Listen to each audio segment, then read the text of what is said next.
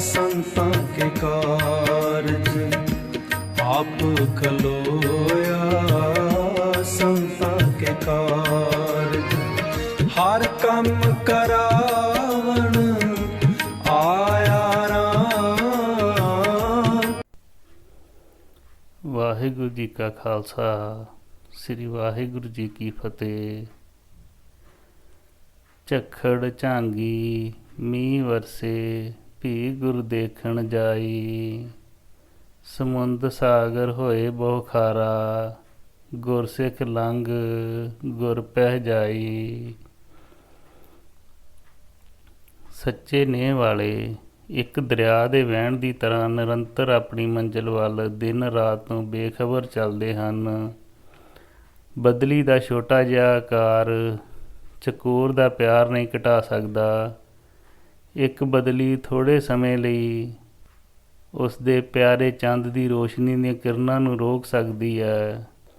ਦੀਪਕ ਦੀ ਲੋ ਨਾਲ ਭਮੱਕੜ ਖੰਭ ਸਾੜ ਲੈਂਦੇ ਹਨ, ਪਰ ਸਿਦਕ ਨਹੀਂ ਛੱਡਦੇ। ਬੀਨ ਦਾ ਆਸ਼ਿਕ ਰੋੜਾਂ ਨਾਲ ਢਿੱਡ ਰਗੜਦਾ ਜੋਗੀ ਦੇ ਪੈਰਾਂ ਵਿੱਚ ਜਾ ਵੱਜਦਾ ਹੈ। ਸੀਨੇ ਖਿੱਚ ਜਿਨ੍ਹਾਂ ਨੇ ਖਾਧੀ, ਉਹ ਕਰ ਆਰਾਮ ਨਹੀਂ ਬਹਿੰਦੇ। ਨੇਹ ਵਾਲੇ ਨੈਣਾ ਦੀ ਨੀਂਦਰ, ਦਿਨੇ ਰਾਤ ਪਏ ਵਹਿੰਦੇ।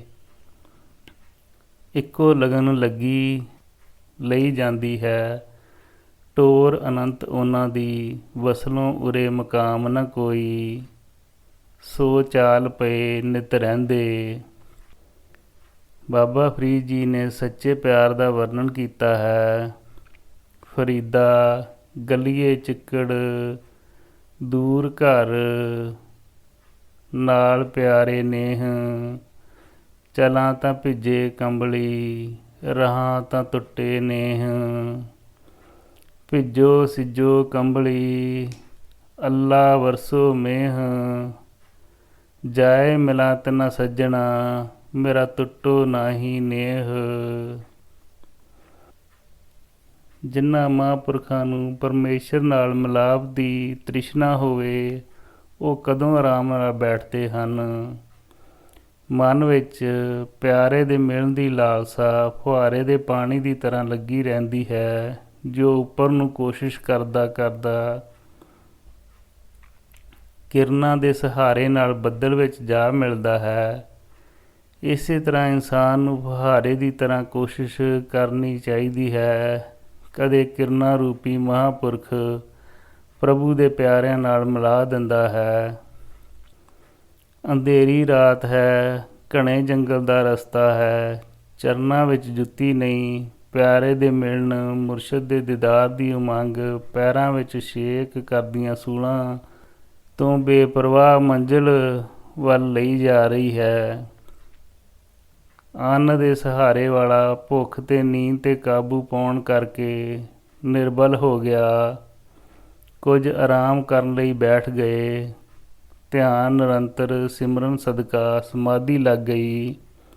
ਦਿਨ ਚੜ੍ਹਨ ਵਾਲਾ ਸੀ ਕਿ ਊਠਣੀਆਂ ਵਾਲੇ ਆਵਾਜ਼ਾਂ ਦੇਣ ਲੱਗੇ ਤਾਂ ਸਮਾਧੀ ਖੁੱਲ੍ਹ ਗਈ।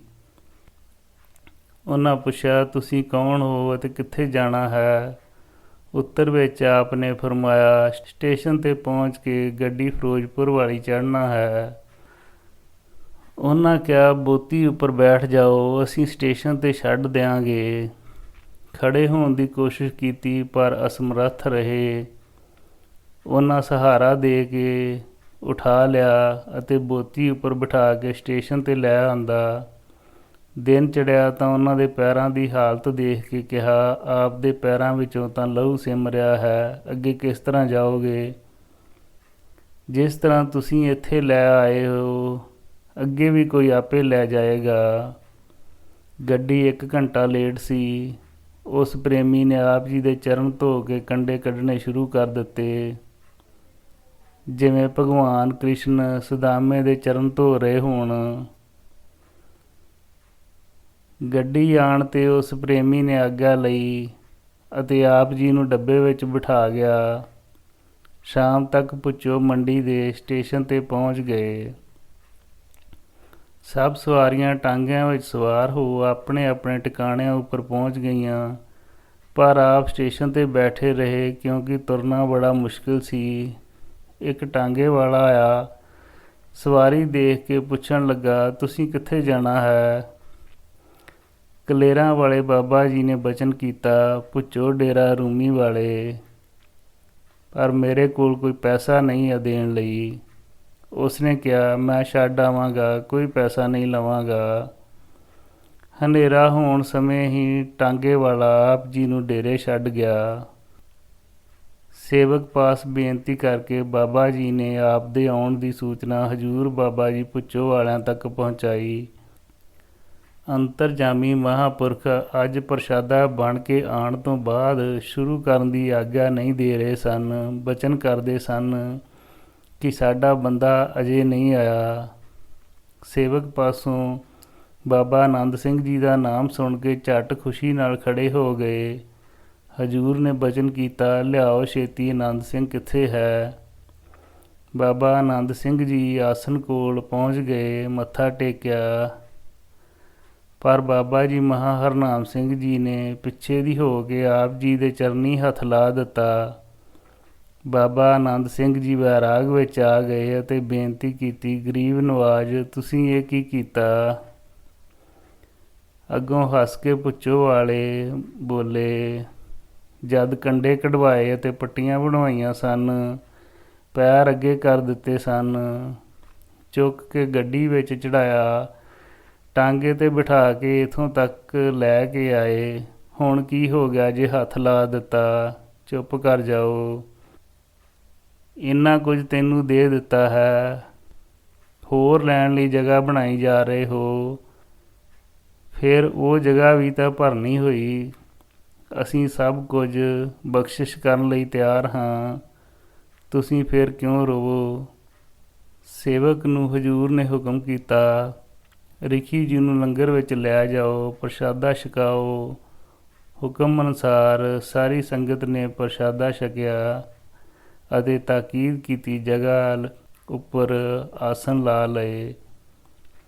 ਇਹ ਬਚਨ ਬਾਬਾ ਆਨੰਦ ਸਿੰਘ ਜੀ ਦੇ ਮੁਖਾਰਬਿੰਦ ਤੋਂ ਲੇਖਕ ਦੇ ਪਿਤਾ ਜੀ ਨੇ ਸੁਣੇ ਸਨ। ਸੰਤ ਜਨਾ ਮਿਲ ਹਰ ਰਸ ਪਾਇਆ, ਹਰ ਮਨ ਤਨ ਮੀਠ ਲਗਾਨੀ। ਪੂਰਨ ਮਹਾਂਪੁਰਖ ਦੀ ਅਪਾਰ ਕਿਰਪਾ ਦ੍ਰਿਸ਼ਟੀ ਦੇ ਪ੍ਰਭਾਵ ਨਾਲ ਆਤਮਾ ਪਰਮਾਤਮਾ ਬਣ ਜਾਂਦੀ ਹੈ। ਸੰਤ ਮਿਲਾਪ ਦਾ ਇੱਕ ਪਲ ਬੁੱਤ ਤੇ ਰੂਹ ਦੇ ਸੰਗਮ ਦੀ ਕਿਰਿਆ ਦੇ ਸਵਾਸਾਂ ਦੀ ਉਸ ਘੜੀ ਨੂੰ ਸਫਲ ਬਣਾ ਦਿੰਦਾ ਹੈ। ਸਵਾਰਥੀ ਇਨਸਾਨ ਆਵਾਗਮਨ ਦੇ ਚੱਕਰ ਤੋਂ ਮੁਕਤੀ ਪਾਉਣ ਦੀ ਲਾਲਸਾ ਨਹੀਂ ਰੱਖਦਾ। ਮੁਕਤੀ ਮਾਰਗ ਗ੍ਰਹਿਣ ਕਰ ਚੁੱਕੇ ਮਹਾਂਪੁਰਖੀ ਪ੍ਰਭੂ ਦੀ ਹੋਂਦ ਨੂੰ ਦਰਸਾਉਂਦੇ ਹਨ। ਆਸਤਕ ਮਨ ਇਹ ਮਾਰਗ ਦੀ ਭਾਲ ਕਰਨ ਲਈ ਮੁਰਸ਼ਿਦ ਦਾ ਆਸਰਾ ਲੈ ਕੇ ਆਦਰਸ਼ ਜੀਵਨ ਅਖਤਿਆਰ ਕਰਦਾ ਹੈ। ਸੱਚੇ ਨੇਹ ਵਾਲੇ ਤਾਂ ਪਹਿਲਾਂ ਹੀ ਮਾਰਗ ਦਾ ਪੰਧ ਮੁਕਾ ਕੇ ਮੰਜ਼ਿਲ ਦੀ ਤਲਾਸ਼ ਵਿੱਚ ਹੁੰਦੇ ਹਨ। ਉਹਨਾਂ ਨੂੰ ਲੋੜ ਹੁੰਦੀ ਹੈ ਜੋਤ ਦੀ, ਜੋ ਪਰਮ ਜੋਤ ਨਾਲ ਮਿਲਾਪ ਕਰਾਵੇ। ਇਹ ਜੋਤ ਬਾਬਾ ਮਹਾਂ ਹਰਨਾਮ ਸਿੰਘ ਜੀ ਸਨ, ਜੋ ਬਾਬਾ ਆਨੰਦ ਸਿੰਘ ਜੀ ਨੂੰ ਪਰਮ ਜੋਤ ਨਾਲ ਅਭੇਦ ਕਰ ਰਹੇ ਸਨ।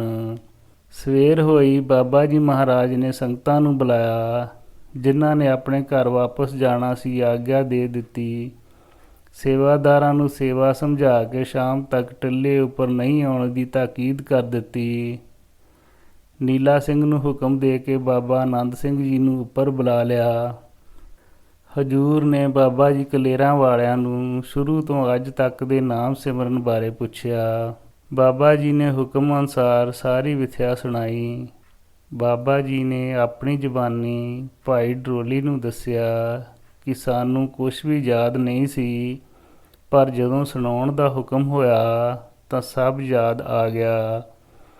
ਸੁਣਦੇ ਸੁਣਦੇ ਗੰਭੀਰ ਹੋ ਜਾਂਦੇ, ਜਿਸ ਤਰ੍ਹਾਂ ਕਿਧਰੇ ਚਲੇ ਜਾਂਦੇ ਸਨ। ਸੁਣਨ ਤੋਂ ਬਾਅਦ ਆਪ ਜੀ ਨੇ ਬਚਨ ਕੀਤਾ, ਸ਼ੁੱਧ ਹੈ, ਹੁਣ ਸਾਨੂੰ ਇੱਕ ਸੰਪਟ ਪਾਠ ਸੁਣਾਓ। ਹੁਣ ਸਾਨੂੰ ਇੱਕ ਸੰਪਟ ਪਾਠ ਸੁਣਾਓ। ਬਾਬਾ ਜੀ ਨੇ ਉੱਤਰ ਦਿੱਤਾ, ਗਰੀਬ ਨਵਾਜ਼, ਡੇਰੇ ਵਿੱਚ ਜਗ੍ਹਾ ਘੱਟ ਹੈ। ਹੁਕਮ ਹੋਇਆ ਕਿਸੇ ਜਗ੍ਹਾ ਬਾਹਰ ਕਰ ਲਵੋ ਜਿੱਥੇ ਉਜਾੜ ਹੋਵੇ, ਜਿੱਥੇ 2 ਸੇਵਾਦਾਰ ਹੀ ਜਾ ਸਕਣ। ਹਜੂਰ, ਹੜੱਪਾ ਨਾਮ ਦੀ ਇੱਕ ਜਗ੍ਹਾ ਸੰਘਣੇ ਜੰਗਲ ਵਿੱਚ ਹੈ, ਪਰ ਆਪ ਉੱਥੇ ਪਾਠ ਕਿਸ ਤਰ੍ਹਾਂ ਸੁਣੋਗੇ? ਅਸੀਂ ਆਪਣੇ ਆਪ ਸੁਣ ਆਇਆ ਕਰਾਂਗੇ, ਤੁਸੀਂ ਸ਼ੁਰੂ ਕਰੋ। ਹਜੂਰ ਦਾ ਬਚਨ ਸੀ। ਫਿਰ ਭੁੱਚੋ ਵਾਲਿਆਂ ਨੇ ਬਚਨ ਕੀਤਾ। ਪੰਕਤੀ ਪੰਕਤੀ ਤੇ ਦੋਹਰਾ ਭਾਵ ਦੋਵੇਂ ਪਾਸੇ ਇੱਕ ਮੂਲ ਮੰਤਰ, ਇੱਕ ਸ਼ਬਦ। ਹੋ ਧਨਾਸਰੀ, ਮਹੱਲਾ ਪੰਜਵਾਂ। ਪੰਕਤੀਆਂ ਵਿੱਚ ਜਿੱਥੇ ਡੰਡੀਆਂ ਹਨ ਉੱਥੇ ਸਤਿਨਾਮ ਸ੍ਰੀ ਵਾਹਿਗੁਰੂ ਉਚਾਰਨਾ ਹੈ। ਜਿੱਥੇ ਸਤਿਗੁਰਾਂ ਦੀ ਬਾਣੀ ਵੱਖੋ ਵੱਖਰੀ ਸ਼ੁਰੂ ਹੋਵੇ ਜਾਂ ਭਗਤਾਂ ਦੀ ਬਾਣੀ ਆਰੰਭ ਹੋਵੇ, ਉੱਥੇ ਤਾਬਿਆਂ ਵਿੱਚ ਬੈਠਿਆਂ ਹੀ ਸੂਖਮ ਅਰਦਾਸ ਕਰਨੀ ਹੈ। ਸਵੇਰੇ ਅਤੇ ਸ਼ਾਮ ਨੂੰ ਪਿਛਲੇ ਪੈਰ 2 ਵੇਲੇ ਪਾਠ ਕਰਨਾ ਹੈ। ਇਸ ਸਮੇਂ ਚੱਲ ਰਿਹਾ ਨਿਤਨੇਮ ਵੀ ਬਰਕਰਾਰ ਰੱਖਣਾ ਹੈ। ਬਾਬਾ ਜੀ ਆਨੰਦ ਸਿੰਘ ਜੀ ਨੇ ਬੇਨਤੀ ਕੀਤੀ, ਗਰੀਬ ਨਵਾਜ਼, ਅਰਦਾਸ ਤਾਂ ਖੜ੍ਹੇ ਹੋ ਕੇ ਕਰੀਦੀ ਹੈ, ਬੈਠ ਕੇ ਕਰਨ ਦੀ ਮਰਿਆਦਾ ਠੀਕ ਹੈ। ਸੰਪਟ ਪਾਠ ਸਮੇਂ ਰੁਮਾਲ ਪਾ ਕੇ ਛੋਟੀ ਅਰਦਾਸ 10 ਪਾਤਸ਼ਾਹੀਆਂ ਦੇ ਨਾਮ ਲੈ ਕੇ ਕਰਦੇ ਹਾਂ। ਹੁਕਮ ਹੋਇਆ ਸੂਖਮ ਅਰਦਾਸ ਇੱਕ ਹੋਰ ਹੈ ਜੋ ਗੁਰੂ ਨਾਨਕ ਪਾਤਸ਼ਾਹ ਸਮੇਂ ਹੋਇਆ ਕਰਦੀ ਸੀ। ਉਹ ਇਹ ਹੈ, ਸਤਿ ਸ੍ਰੀ ਅਕਾਲ ਪੁਰਖ ਜੀ ਕਾ ਧਿਆਨ ਧਰ ਕੇ ਬੋਲੋ ਜੀ ਸ੍ਰੀ ਵਾਹਿਗੁਰੂ। ਹੇ ਅਕਾਲ ਪੁਰਖ ਅੰਤਰਜਾਮੀ ਸੱਚੇ ਪਾਤਸ਼ਾਹ ਜੀ, ਆਪ ਦੇ ਹਜੂਰ ਜਿਸ ਬਾਣੀ ਦਾ ਪਾਠ ਹੋਵੇ ਉਸ ਦਾ ਨਾਮ ਲੈ ਕੇ ਪਾਠ ਜੀ ਕੀ ਅਰਦਾਸ, ਭੁੱਲ ਚੁੱਕ ਮਾਫ, ਤੇਰੇ ਚਰਨ ਕਮਲਾਂ ਪਾਸ, ਸੁਣਦੇ ਪੜ੍ਹਦੇ ਸਰਬਤ ਲਾਹੇਵੰਦ ਹੋਵਣ, ਨਾਨਕ ਨਾਮ ਚੜ੍ਹਦੀ ਕਲਾ, ਤੇਰੇ ਭਾਣੇ ਸਰਬਤ ਦਾ ਭਲਾ। ਉਸ ਸਮੇਂ ਪਹਿਲੇ ਪਾਤਸ਼ਾਹ ਆਪਣਾ ਨਾਮ ਨਹੀਂ ਲਿਆ ਕਰਦੇ ਸਨ। ਦੂਜੇ ਪਾਤਸ਼ਾਹ ਸ੍ਰੀ ਗੁਰੂ ਅੰਗਦ ਦੇਵ ਜੀ ਨੇ ਗੁਰੂ ਨਾਨਕ ਨਾਮ ਦੀ ਮਰਿਆਦਾ ਚਲਾਈ। ਅੱਗੇ ਪਿਛਲੇ ਗੁਰੂਆਂ ਦਾ ਨਾਮ ਲੈ ਕੇ ਅਰਦਾਸ ਬਣਦੀ ਗਈ। ਤੁਸੀਂ ਸਿਰਫ ਪਹਿਲੇ ਪਾਤਸ਼ਾਹ ਦੇ ਨਾਮ ਨਾਲ ਅਰਦਾਸ ਕਰਨੀ ਹੈ। ਬਾਬਾ ਜੀ ਨੇ ਬੇਨਤੀ ਕੀਤੀ, ਮਹਾਰਾਜ, ਜੇ ਨਾਨਕ ਪਾਤਸ਼ਾਹ ਨੇ ਆਪਣਾ ਨਾਮ ਨਹੀਂ ਪਾਇਆ ਤਾਂ ਨਾਨਕ ਨਾਮ ਚੜ੍ਹਦੀ ਕਲਾ, ਤੇਰੇ ਭਾਣੇ ਸਰਬਤ ਦਾ ਭਲਾ ਵਿੱਚ ਨਾਨਕ ਦਾ ਕੀ ਭਾਵ ਹੈ? ਨਾਨਕ ਪਦ ਦਾ ਅਰਥ ਕੇਵਲ ਪਹਿਲੇ ਸਤਿਗੁਰੂ ਹੀ ਨਹੀਂ, ਇੱਥੇ ਭਾਵ ਜਨਮ ਮਰਨ ਦੁੱਖ ਸੁੱਖ ਤੋਂ ਰਹਿਤ ਹੈ। ਇਸ ਤਰ੍ਹਾਂ ਹਜੂਰ ਨੇ ਮਰਿਆਦਾ ਸਮਝਾਈ। ਸਾਰੀ ਬਾਣੀ ਵਿੱਚ ਸਾਰੀਆਂ ਬਾਣੀਆਂ ਉਚਾਰਨ ਕਰਨ ਵਾਲੀਆਂ ਪਾਤਸ਼ਾਹੀਆਂ ਨੇ ਨਾਨਕ ਪਦ ਹੀ ਵਰਤਿਆ ਹੈ। 3 ਤਰ੍ਹਾਂ ਲਿਖਿਆ ਹੈ, ਨਾਨਕ ਨਾਨਕ ਨਾਨਕ, ਨੰਨੇ ਕੰਨਾ ਨੰਨਾ ਕੱਕਾ, ਦੂਸਰਾ ਨੰਨੇ ਕੰਨਾ ਨੰਨਾ ਕੱਕੇ ਸਿਹਾਰੀ, ਔਰ ਤੀਸਰਾ ਨੰਨੇ ਕੰਨਾ ਨੰਨਾ ਕੱਕੇ ਔਂਕੜ। ਇਸ ਤਰ੍ਹਾਂ 3 ਤਰ੍ਹਾਂ ਨਾਲ ਨਾਨਕ ਲਿਖਿਆ ਹੈ। ਰਾਮਕਲੀ ਰਾਗ ਆਨੰਦ ਸਾਹਿਬ ਦੀਆਂ 39 ਪੌੜੀਆਂ ਵਿੱਚ ਨਾਨਕ ਕੱਕੇ ਨੂੰ ਔਂਕੜ ਨਾਲ ਉਚਾਰਿਆ ਹੈ। ਸਾਧ ਸੰਗ ਨਾਨਕ ਰੰਗ ਮਾਣਿਆ, ਘਰ ਆਇਆ ਪੂਰੇ ਗੁਰ ਆਣਿਆ। ਇਸ ਦੇ ਵਿੱਚ ਨਾਨਕ ਤੇ ਕੱਕੇ ਨੂੰ ਸਿਹਾਰੀ ਹੈ। ਅੱਗੇ ਕਹੇ ਨਾਨਕ ਆਨੰਦ ਹੋਆ, ਸਤਿਗੁਰ ਮੈਂ ਪਾਇਆ। ਇਸ ਦੇ ਵਿੱਚ ਨਾਨਕ ਕੱਕੇ ਨੂੰ ਔਂਕੜ ਹੈ। ਇੱਕ ਟੁਕ ਮਾਤਰ ਬਾਣੀ ਦੇ ਪ੍ਰਮਾਣ ਦਿੱਤੇ ਹਨ। ਜੇ ਕੋਈ ਸ਼ੰਕਾ ਕਰੇ ਕਿ ਬਾਕੀ ਸਤਿਗੁਰਾਂ ਦੇ ਨਾਮ ਨਾ ਉਚਾਰਨੇ ਮਨਮਤ ਹੈ, ਇਹ ਮਨਮਤ ਨਹੀਂ, ਗੁਰਮਤ ਹੈ। ਅਰਦਾਸ ਦੇ ਸਮੇਂ ਨਾਨਕ ਨਾਮ ਚੜ੍ਹਦੀ ਕਲਾ, ਤੇਰੇ ਭਾਣੇ ਸਰਬੱਤ ਦਾ ਭਲਾ ਸਿਰਫ ਇੱਕੋ ਹੀ ਨਾਮ ਹੈ ਜੋ ਆਦਿ ਸਤਿਗੁਰਾਂ ਦੇ ਸਮੇਂ ਤੋਂ ਲੈ ਕੇ ਅੱਜ ਤੱਕ ਪ੍ਰਚਲਿਤ ਹੈ। ਹੁਣ ਕਈ ਪ੍ਰੇਮੀ ਨਾਨਕ ਨਾਮ ਸ੍ਰੀ ਗੋਬਿੰਦ ਸਿੰਘ ਅਤੇ ਸ੍ਰੀ ਗੁਰੂ ਗ੍ਰੰਥ ਸਾਹਿਬ ਜੀ ਦਾ ਨਾਮ ਲੈ ਕੇ ਸਮਾਪਤੀ ਕਰਦੇ ਹਨ। ਪਰ ਪੁਰਾਤਨ ਮਰਿਆਦਾ ਅਨੁਸਾਰ ਇੱਕ ਹੀ ਨਾਮ ਹੈ। ਇਸ ਮਰਿਆਦਾ ਨੂੰ ਛੱਡ ਕੇ ਆਪਣੀ ਮਤ ਵਰਤਨ ਤੋਂ ਗੁਰੂ ਸਮਤ ਬਖਸ਼ੇ।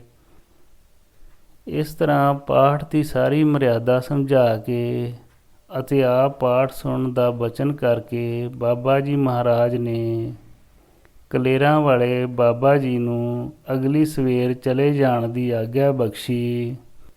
ਇਹ ਬਚਨ ਭਾਈ ਡਰੋਲੀ ਲੇਖਕ ਦੇ ਪਿਤਾ ਜੀ ਦੇ ਜ਼ੁਬਾਨੀ ਸੁਣੇ ਗਏ। ਸ੍ਰੀ ਵਾਹਿਗੁਰੂ ਜੀ ਕਾ ਖਾਲਸਾ, ਸ੍ਰੀ ਵਾਹਿਗੁਰੂ ਜੀ ਕੀ ਫਤਿਹ।